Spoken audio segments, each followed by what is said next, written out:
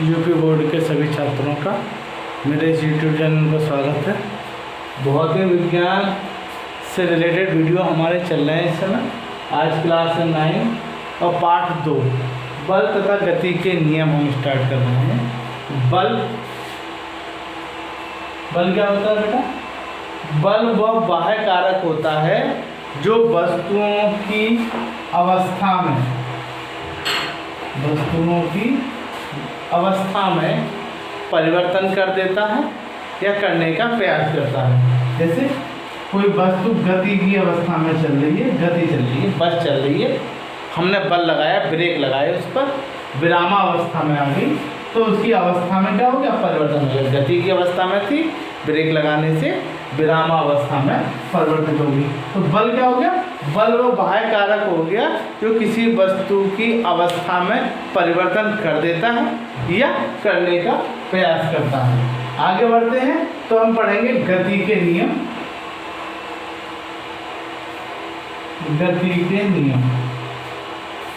तो न्यूटन ने गति के 3 नियम दिए हैं। गति का प्रथम नियम,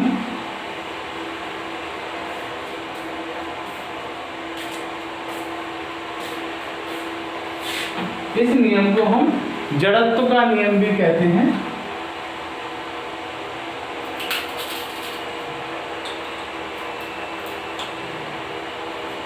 नंबर 2 गति का द्वितीय नियम और नंबर 3 गति का तृतीय नियम।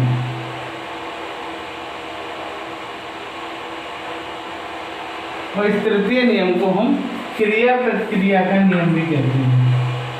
क्रिया प्रतिक्रिया का नियम। स्टार्ट करते हैं। गति का प्रथम नियम। तो हमारे पास क्या है? जड़त्व एक चीज है, जैसे इसमें लिखा हुआ है जड़त्व का नियम। तो ब्रह्मांड में यदि कोई वस्तु गतिशील है तो वो गतिशील रहेगी, और यदि कोई वस्तु विराम में है तो वो विराम में रहेगी। इस गुण को ही हम जड़त्व कहते हैं। अगर हम भाग रहे हैं और हम पर कोई बल ना लगे तो हम भागते रहेंगे।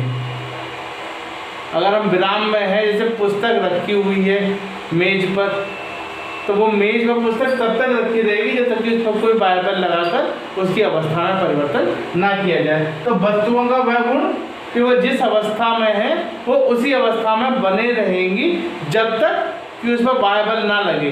तो बाह्य बल की अनुपस्थिति में उनकी अवस्था में कोई परिवर्तन नहीं होगा। इस गुण को ही हम जड़त्व कहते हैं। तो प्रथम नियम क्या है कि यदि कोई वस्तु विराम की अवस्था में है तो वह विराम की अवस्था में रहेगी, और यदि वह एक समान चाल से चल रही है तो वो एक समान चाल से चलती रहेगी। कब तक चलती रहेगी? जब तक कि उस पर कोई बाह्य बल कार्य ना करे। दूसरा नियम क्या कहता है? दूसरा नियम कहता है कि किसी वस्तु पर जो लगने वाला बल होता है वो वस्तु के द्रव्यमान और उत्पन्न होने वाले त्वरण के गुणनफल के बराबर होता है। ये हमारा द्वितीय नियम है कि किसी वस्तु पर जो लगने वाला बल होता है वो उस वस्तु के द्रव्यमान और गति के कारण उत्पन्न होने वाले त्वरण के गुणनफल के बराबर होता है। ये हमारा दूसरा नियम है। और तीसरा नियम क्या है?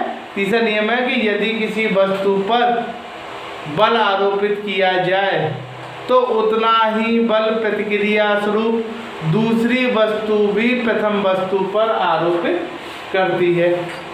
जैसे आप नाव पर खड़े हैं किनारे को कूदने पर, तो आपने नाव के ऊपर बल लगाया जंप करने के लिए, तो नाव क्या पीछे की ओर हटेगी? तो वो जैसे पीछे की ओर हटेगी वो आपको भी आगे उतने ही बल से ढकेल देगी। यही हमारा गति का तृतीय नियम है, जिसे हम क्रिया प्रतिक्रिया कहते हैं। जितनी हम क्रिया करेंगे यानी कि जितना हम बल लगाएंगे प्रतिक्रिया उतने ही बल की रिटर्न हमारे पास हो जाएगी। ठीक, आगे कल नेक्स्ट वीडियो में हम आपको आगे का चैप्टर स्टार्ट करेंगे। धन्यवाद।